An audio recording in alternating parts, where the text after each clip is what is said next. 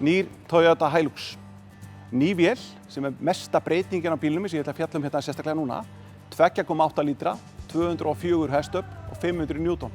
Við bjóðum hann líka með eldra mótornum sem 2,4, 150 hestafla og 400 Newtonmetra. Nýr framendi, nýtt grill, nýr stuðari, það bara eiginlega allt nýtt hér. Þetta einkenni Hilux. Hann sterkbyggður, mikið af plasti. Þetta Invincible típa.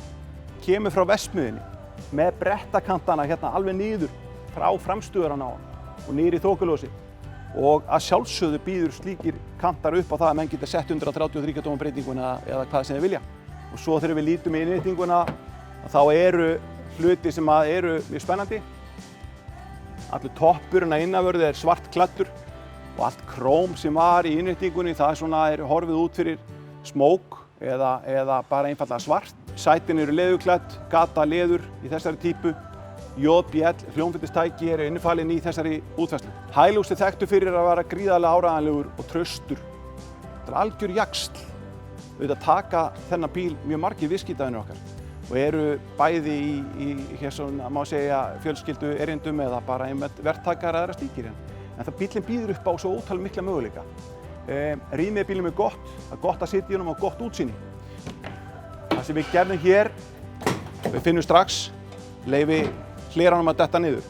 Hér komið pumpa sem skiptir mjög miklu máli þægilegt þegar maður nota hleran og við erum búin að heitklæða skúffuna í bílnum.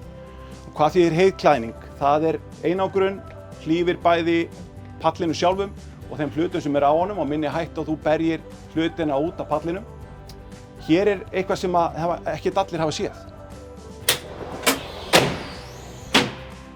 Útræðanlegur rennipallur.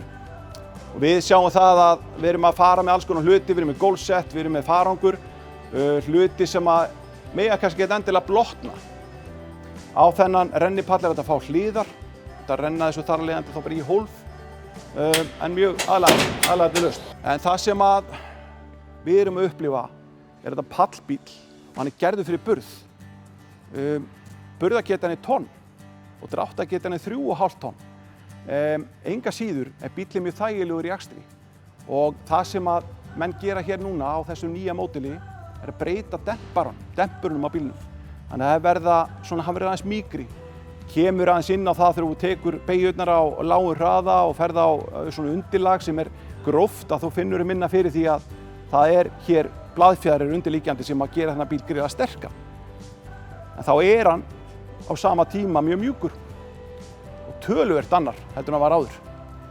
Þannig að 2021, allt annar og nýr Hilux, ný vél, aukinn hljóðanugrunn og ný fjöðrun. Takk.